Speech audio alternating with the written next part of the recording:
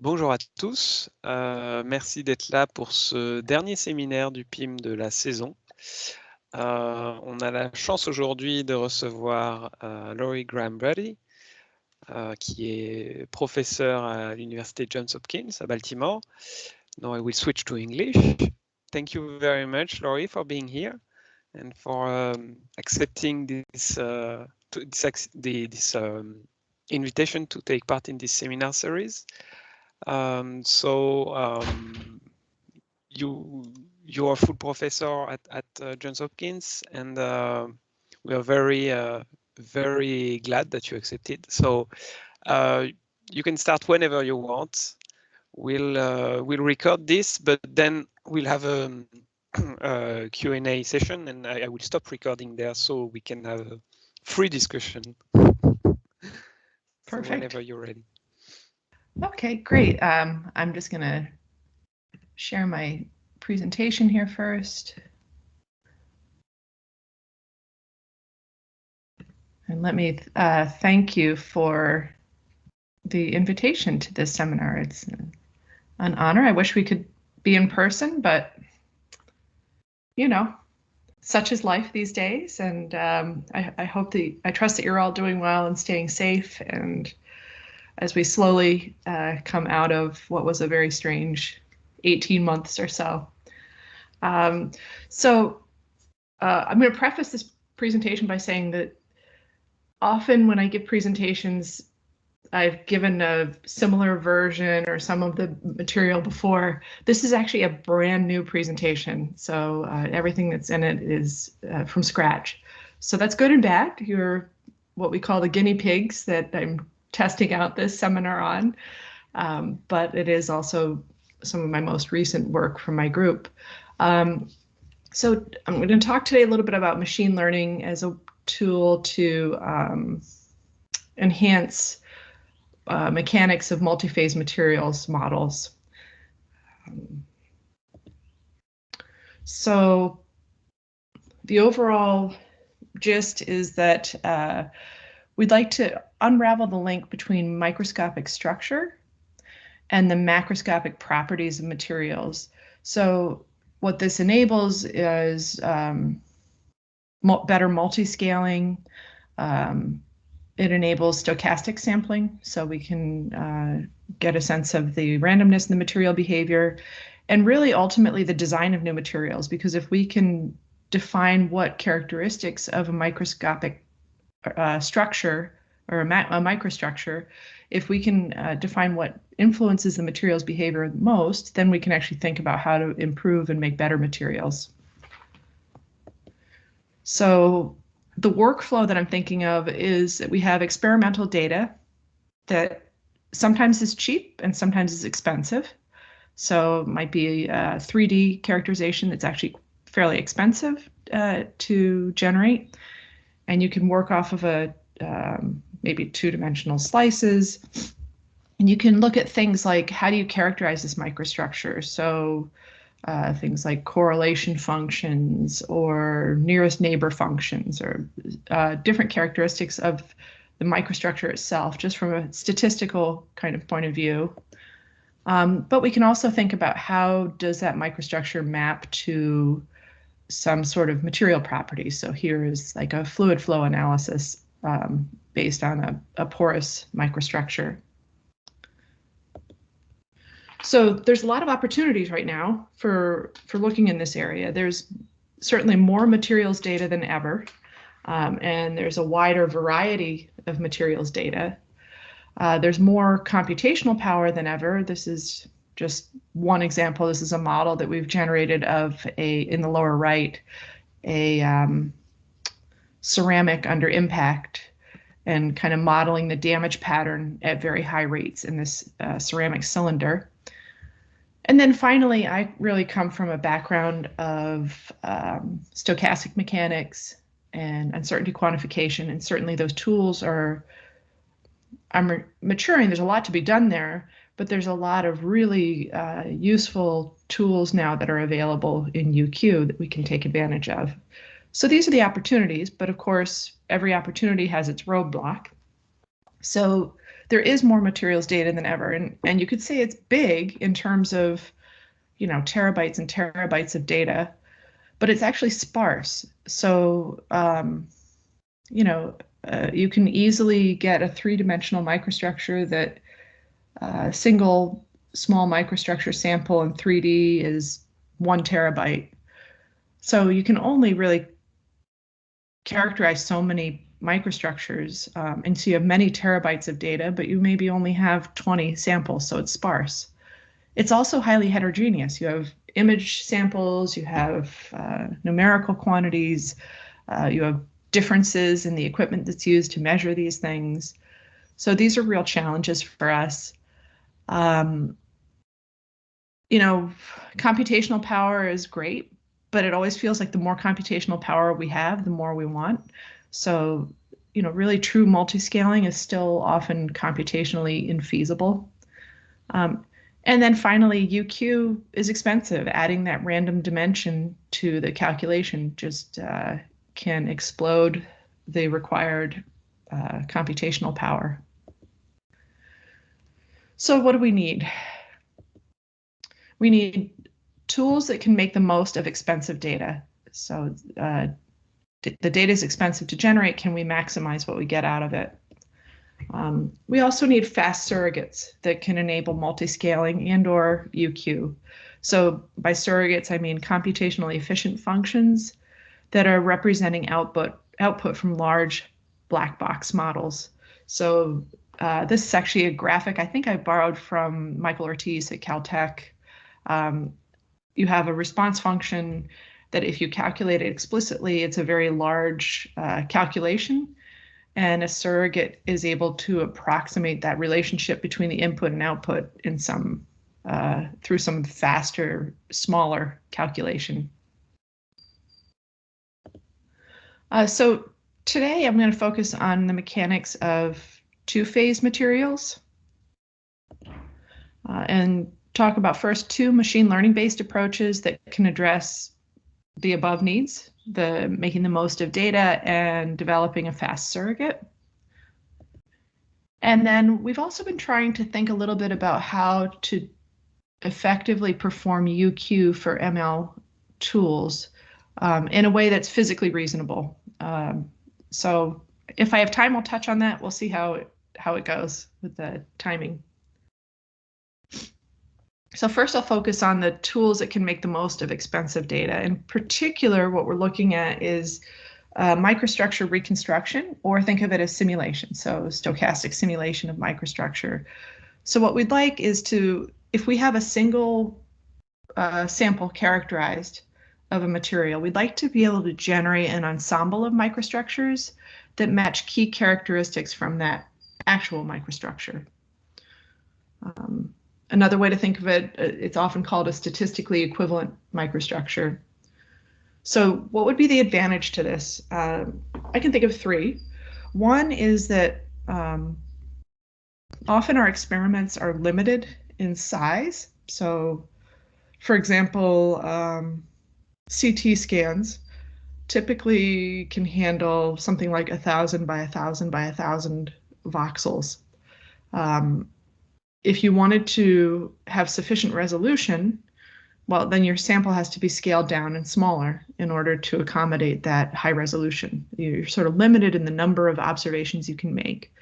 So if you can use this reconstruction process, you could actually take a microstructure of a fixed size that you've characterized, and then actually digitally generate a microstructure of any arbitrary size that you want. So we can expand, as I show here, a larger reconstructed or simulated microstructure than the original. Another advantage is that we can generate multiple microstructures from one or a few. So you can actually start trying to create a statistically representative set of samples of microstructures. And then finally, you can do some uncertainty quantification, uncertainty propagation studies that look at randomness in the microstructure and even how that propagates through to randomness in key material properties. I probably should have mentioned at the beginning of the seminar, I hope feel free to sort of jump in and interrupt me if there's something that's unclear. One thing about the virtual environment is there's not that feedback loop to know if I'm totally confusing everybody or missing something obvious that I should have mentioned. So please don't be shy. Thanks. Okay, so what is the challenge here of microstructure reconstruction when we're thinking about two-phase materials? So we think of the two-phase microstructure as being represented by an indicator function. So it's 1 when, for example, when the pixel is sitting within pore space, and 0 when it's not. And the challenge here is that you really can't use traditional stochastic simulation, or at least it doesn't work well. This is a binary stochastic process. It's 0 or 1. So it's pretty much the furthest thing away from non-Gaussian that you can think of. And it's a complex geometry, so you can't do things like simple Poisson approaches that would say, you know, throw circles down randomly in space or something like that. So how can we simulate such a microstructure? Well, we certainly need to figure out some descriptors. So the first place to start is to think about some statistics. There's all sorts of statistics that you could use. Here I'm just highlighting 2. The 2-point probability function is the probability that if you put down a line in space, the probability that 2 points with that separation vector lie in the pore space. So look at the blue line with the probability that the 2 endpoints of that blue line, if you moved it all around the microstructure, both sit in pore space. And then the second is the pore size distribution. It basically says go to a point in the pore space and find the shortest distance to the non-pore space. And you get basically a distribution on that distance over the whole microstructure. But there's all sorts of, there's lineal path functions and chord functions and different statistics that can describe this microstructure. But most of them are largely second order in nature. So it's typically some sort of kind of like a correlation function. So here I'm showing for the microstructure that, let's see, for this microstructure, this is actually a sample of porous cordierite that was shared with us from Corning. They are interested in these kinds of materials for filtration applications. So if we look at the 2-point probability function, we can calculate that for this microstructure. We can calculate its pore size distribution. And you'd certainly hope that the microstructures that we simulate could match those target metrics. So this was actually work that I did back in 2005 with a student of mine, Frank Shu. So these are microstructures that match the 2-point probability. And so on the top row, you can see the originals, and on the bottom row, you can see those that were simulated. And you can see that the 2-point probability does kind of okay with the fibers, uniform sized fibers in space. But the other 3 microstructures, it really doesn't do well at all. It captures some characteristics. I guess if you squint really hard, you can say, yeah, I can kind of see it, but it's lost a lot of the connectivity and the shapes that you see. And so the question is, what is missing? And actually, as I say, this is like 15 years ago, and we can never really come to what was missing. I mean, we went to 3rd order correlations, which means you look at the relationships between 3 different points in the microstructure, but it was hugely punishing from a computational perspective. It improved things somewhat, but there were still some issues. So just recently, one of my students dug up the idea of, actually he looked at some of Wei Chen's work at Northwestern. This inspired some of this, looking at transfer learning as a way to simulate these microstructures. So I don't know what kind of depth any of you have within machine learning, so I'm going to try to give at least a brief overview of how this works. But the idea is this, that over here on the left, there is the VGG19 model. It's a pre-trained network that has basically learned the key features in a microstructure. And we use that VGG19 model as the basis for a way to figure out some key features of our microstructure. And so when we say key features, it's like key features from the computer's perspective. It's not something that's so physical for us. So let me see if I can walk you through it a little bit. So in VGG19, what happens is you have images that travel through a series of convolutions and maximum pooling. Right? And so you change the size of these images, and you change the you change the size of the images, and you can come up with characteristics. So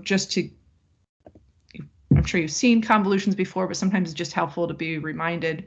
So you have a series of convolving operators, and you apply those to your pixelized image, and you get a convolved image.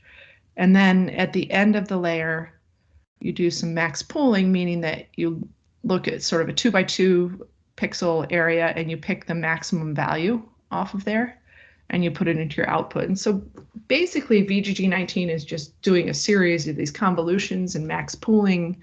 And every time you do that, you're capturing different features depending what your convolution operator is. And as you're max pooling, you're kind of pulling together different features into a single pixel. And so using that network, we're able to develop a Graham matrix. So basically, there's a huge number of weights to learn. VGG19 has learned those weights for classifying images. So this ImageNet data set is millions of images of cats and stop signs and flowers and clouds. And it's been told, this is an image of a cloud, this is an image of a cat. And so it's learned what the various weights, the various convolution operators need to be, and the weightings that you do along the way here in order to be able to do that classification. Now, we don't really care about classification. We're not trying to classify the microstructure, but we want something that can quantify features of the microstructure. And in particular, we want to be able to compare features of our reconstructed microstructure to the original. So what we do is basically perform optimization-based reconstruction. The idea is that we have the Graham matrix loss. So that's the difference, the Graham matrix that measures the difference between the reconstructed image and the target image from VGG19. We add to that loss the 2-point probability loss. So we want the 2-point probabilities of the two images to match. And then there's also another loss that we call total variation loss, which is basically just looking for isolated pixels sitting by themselves. And we put a penalty on that because we don't want there to be too many little noisy pixels in here. And we use the atom optimizer to perform this. So basically, we have a reconstructed image. You start with white noise, for example. Do this comparison to the target image. You come up with a total loss, and then you adjust your reconstructed image and just keep doing this over and over until you reach good agreement between the reconstructed and target image. And because all of these characteristics are location independent, you're actually creating a new instantiation of the microstructure, because it's not trying to reconstruct the same microstructure. It's trying to reconstruct a microstructure that has similar characteristics to the original. And then we put this all, just the total loss is the sum of those three losses. So that's the general approach. And what you can see on the right is the original image, and on the left is the simulation process. So you can see it pretty rapidly actually converges to something that has, starting from white noise, goes to something that has similar characteristics to the original. This is just eyeball inspection, but we can also look at the statistics. So you can see that in the end, the 2-point probability function matches really well. It should, because we optimized on that, right? That was part of the loss function. But even some of the corollary functions, like the pore size distribution function, we didn't include that explicitly in the loss function, but we still get a really good match to those statistics. And the most important thing here is that this thing is fast, so much faster than other approaches. I'll touch on that in a little bit. But before I do, well, one of the questions we have is, these microstructures vary from one sample to another. So I could take a sample of this porous material, a slice of it, and I'll have one volume fraction and 2-point probability and whatever other statistics you want. And if I take another one, I'll get a slightly different value for those. Now, the larger the microstructure is, the less that varies. But in reality, there is some variation from microstructure to microstructure. So we actually have the luxury of 185 of these. So there's a variation in the porosity, in the correlation length, which is like kind of a measure of the size or the spread of the 2-point probability, and the mean pore size in these 185 samples. And so one question to ask is, do our reconstructed microstructures capture this true variability reasonably well? And so what we did is we have a slice 1, there's a target slice 1, and we reconstructed based on each slice. And so the algorithm's robust over different microstructure slices. And when we compare the distributions, we get a reasonably similar porosity, correlation length, and mean pore size across the 185 reconstructed microstructures versus the 185 target microstructures. So this is a pretty good simulation tool. It's capturing the variability pretty well.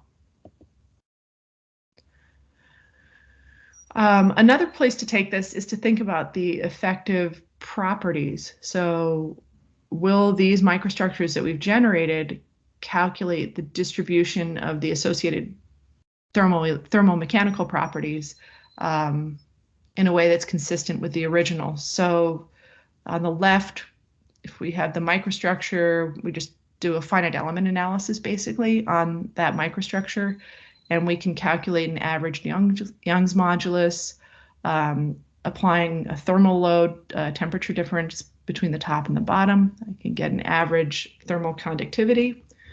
And finally, if I use laminar fluid flow, I can get an averaged hydraulic conductivity. And so how do those compare? So if I look at the target microstructures, these are the microstructures from the physical specimen.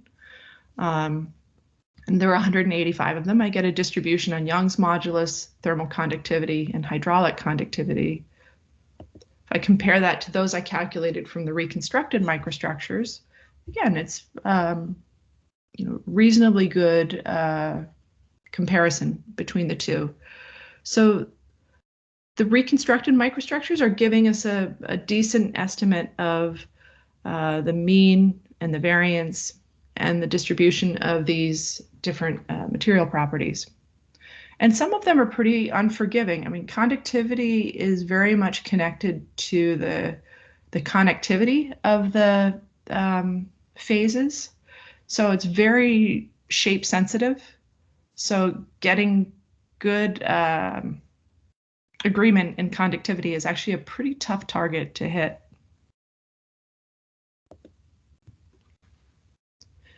And I referred to earlier how this compares to sort of what were the state of the art before. So on top is the original slice. If you look at the lower right, this is using simulated annealing that originally was something that Sal Torquato's group came up with. But we use this in actually those microstructures I showed you earlier from 2005. We used a similar approach, the simulated annealing approach. So if we use simulated annealing on this microstructure, this took I don't know, days, a day and a half to get to this level of convergence. And you can see that the microstructure is really not very good. As compared to the multi-loss B, which is the current approach, that took about 10 minutes. So it's just an enormous savings in time and increase in accuracy. So this is really the most current part of this. If two-dimensional reconstruction is so much faster and so much more accurate, then actually can we start going into three-dimensional microstructure reconstruction? It was just infeasible before. And so one question is, could we work directly in 3D? And there are a few problems with that. So this image that we have here, it's something like 185 by 900 by 560. So it's about 10 to the 8th voxels.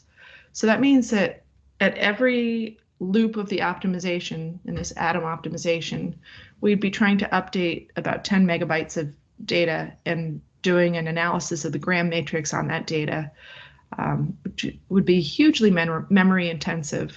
But okay, it could be done, but there's even a deeper problem that most of the image analysis, the neural nets for images like VGG19, they're just not yet trained for 3D images. They're trained for 2D images of objects, but there's not a lot of, you would need something that has done classification of three-dimensional images, and that it's not clear how to do that. There's a little bit in medicine, but it's so specific that it's not clear it will work as well for materials, not very generalizable.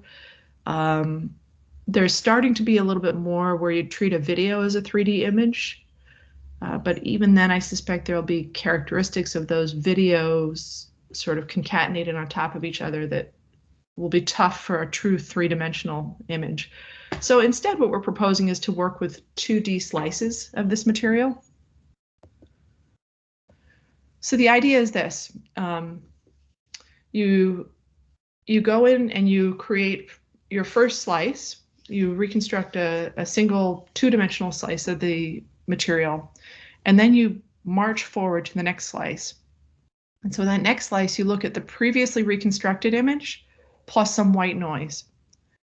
And you do another reconstruction on that second slice, where the loss function includes the Graham matrix, the total variation, and now some target variations from the previous slice. So you know that from going from slice 1 to slice 2, you don't want to have a huge amount of changes. You don't want to have totally independent images.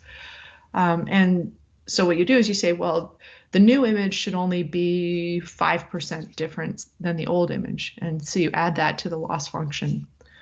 And then you can do this actually by looking at the slices in the X direction, and then in the Y direction, and then in the Z direction. So you basically march through your three-dimensional reconstruction, slice by slice, in all three directions. And you can do this, you can pass through the microstructure as many times as you want.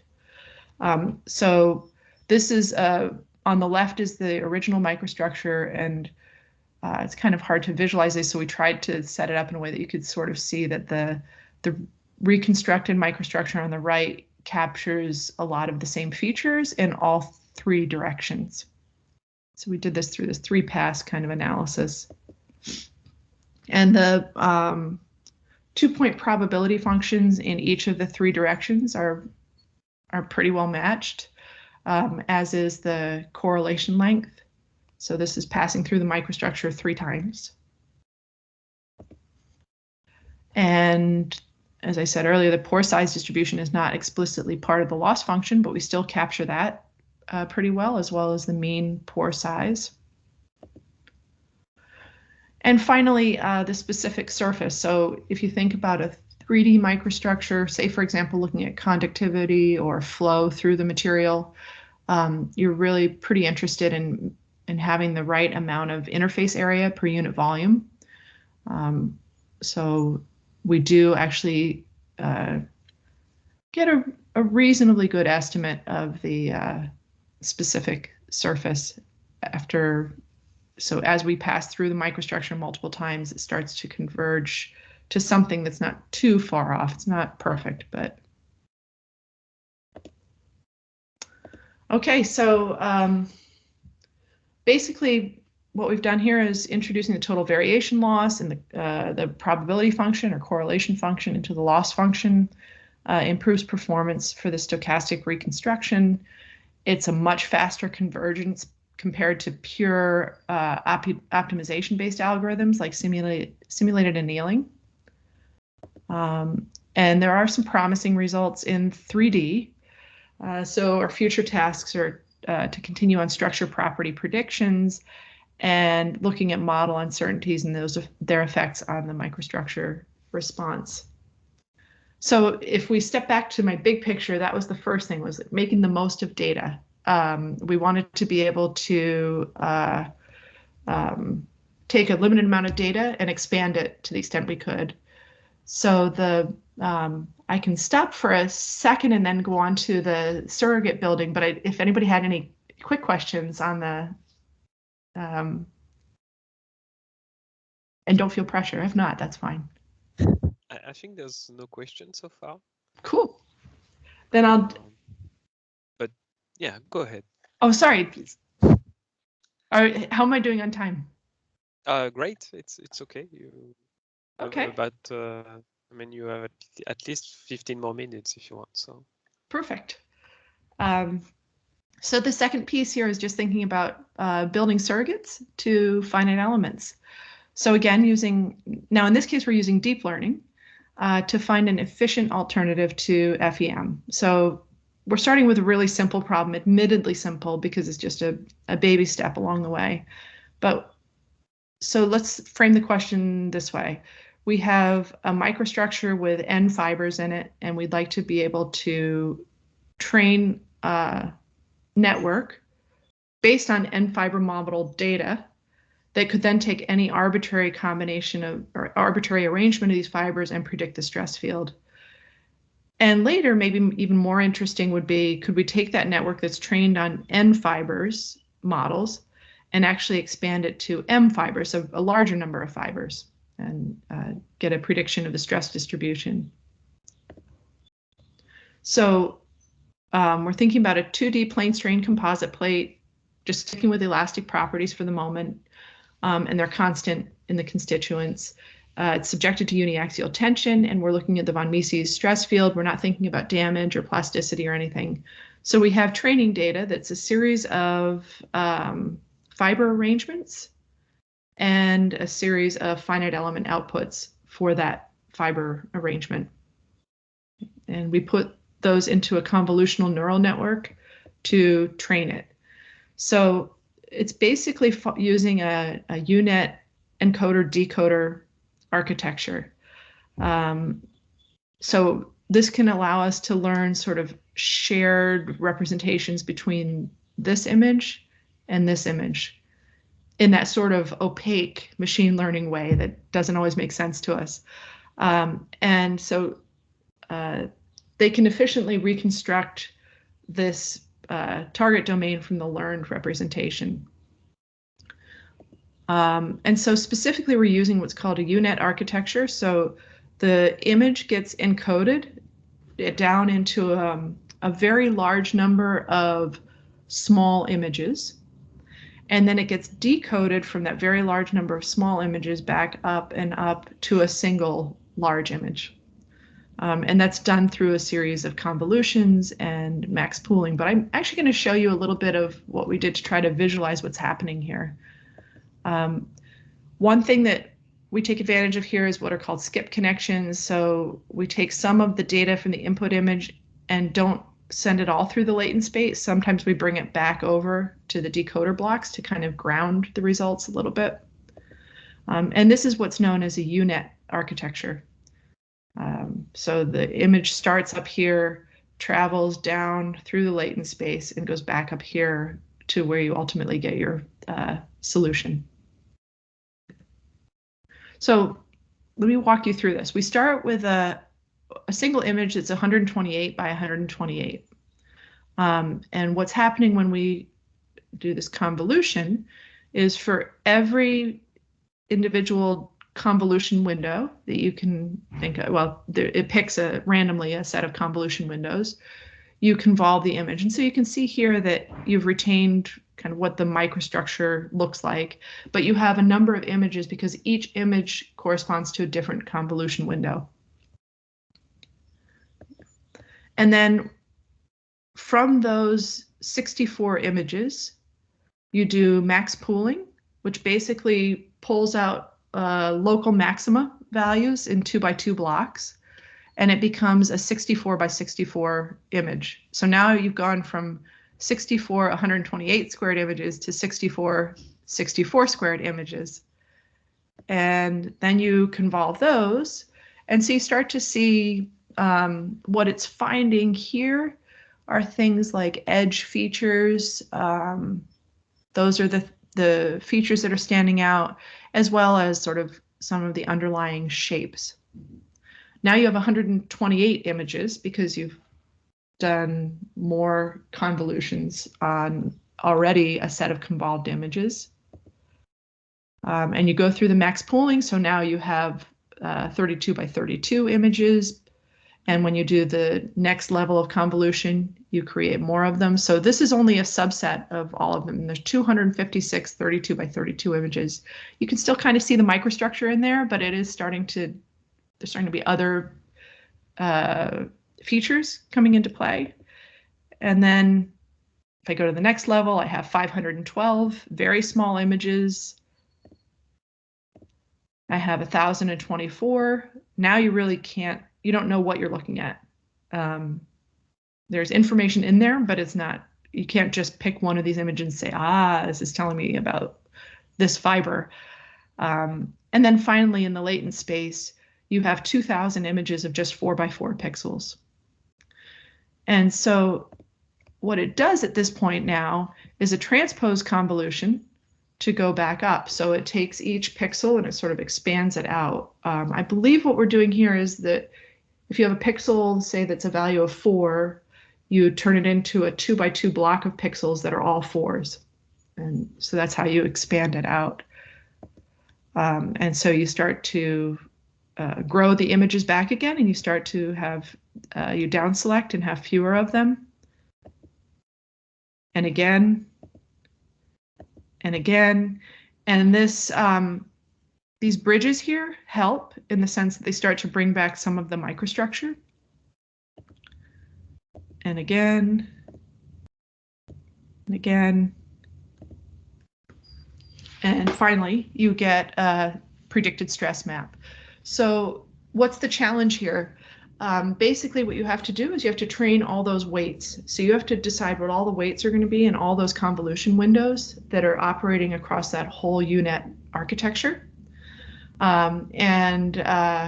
So that's really what the training is all about. It's figuring out what weights to put in there. And so we trained based on a series of input and output stress maps.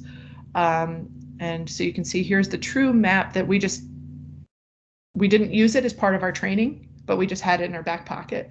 And if we compare that to the predicted stress map, we actually have a very good prediction. Works for a 6-fiber case, also works for a case with 100 fibers quite well. So in those cases, what we did is we trained on a series of 6-fiber models and then could extrapolate to other 6-fiber models, and same with 100 fibers. One question we asked is, can we extract information from the 6-fiber model images to predict stress maps in higher number of fiber models, because there's more computational effort in those. And so what we did was we initialized this model with pre-trained weights from the 6-fiber model, and then we trained the model with just a few images with a higher number of fibers. And so what you see here is the black is showing, let's see, this is from an 8-fiber model. So if I trained on an 8-fiber model without any information before, this is my mean squared error in the results relative to the training size of the 8-fiber model. If I pre-trained with 100 6-fiber images, I can reduce that error according, you can see on the blue. And if I had 1,000 6-fiber images, I actually can significantly reduce the mean squared error. So you can ask the question, is the effort I put into the 6-fiber training, say 1,000 of them, more than just training on 100 8-fiber images? And that's true. But you could also say this is a nice way that we can recycle information. So if I've already done that training anyways for some other purpose, I've actually got a leg up. I've got a place to start. So this UNet architecture gives us accurate results for predicting the stress distribution, and it is able to extrapolate. I just showed from 6 to 8 fibers. We've actually been working on extrapolating from 6-fiber models to 50 or 100. They're more challenging, but doable. We're just working through. I wasn't confident enough in the results to show them here today. So I guess the final question is, these neural networks, they're definitely something of a black box. You can train the weights, but to know what those weights mean and how they relate to the images, it's just not clear how you know how successful you've been. And so we have been doing some work to try to address uncertainty quantification of neural networks. So this is going to be like a really glossy overview because I know I don't have that much time left, but just to give you an idea. So the question we're asking is, you can use a neural net given an input that's a physical properties of, say, a composite, so a volume fraction and elastic modulus of fibers and constituent properties and matrix. You can run those parameters as input through a neural net that then gives you an output, say something like the elastic modulus or the hardening ratio. So we can do this training. The challenge again in materials is that we typically have small amounts of data from expensive simulations or expensive experiments. And so our question is, how does uncertainty in the weights that you trained because of limited data dictate uncertainty in the predictions? And so one question to ask is, where do these uncertainties come from? One is the aleatoric uncertainties that are just basically the inherent stochasticity of the underlying process. So if my model doesn't account explicitly for fiber arrangement, that's sort of an aleatoric uncertainty, right? Because the fiber arrangement could vary and that would create some scatter in the prediction of the effective properties. Another is the epistemic uncertainty. So we're either extrapolating or interpolating where we don't have data. And so we can deal with the aleatoric uncertainties using a probability model over the data, but those epistemic uncertainties, we really need to learn a probability distribution over all the weights associated with this neural net. So you're training the neural net to have different weights and different connections. You need to assume that then that's a random quantity and train based on the distribution. It's a Bayesian neural net. So the prediction is basically a convolution of the probability given the weights and the probability of the weights given the data. And so what we did was we generated a finite element model of a bunch of two-phase microstructures. We varied the volume fraction and the power parameter C that described the matrix plasticity. And we output the homogenized Young's modulus and the power parameter of the plasticity law of the global stress strain curve. And we use that to train our model. And we use this kind of Bayesian analysis to identify the uncertainty, to identify the variability. Basically, it assumes that the weights are Gaussian distributed. So you're basically just trying to find the mean and the variance of each of those weights. And we're moderate. We're pretty happy with this. So we had training data that only went from in this range. So these were the only points that had any training data. We're comparing the predicted value versus the true value for the two outputs, the elastic modulus and the power parameter. And you can see that we predicted relatively low uncertainty in the region for which we had a lot of data, and very high uncertainty in the region for which we had no data. So it was successful in that regard.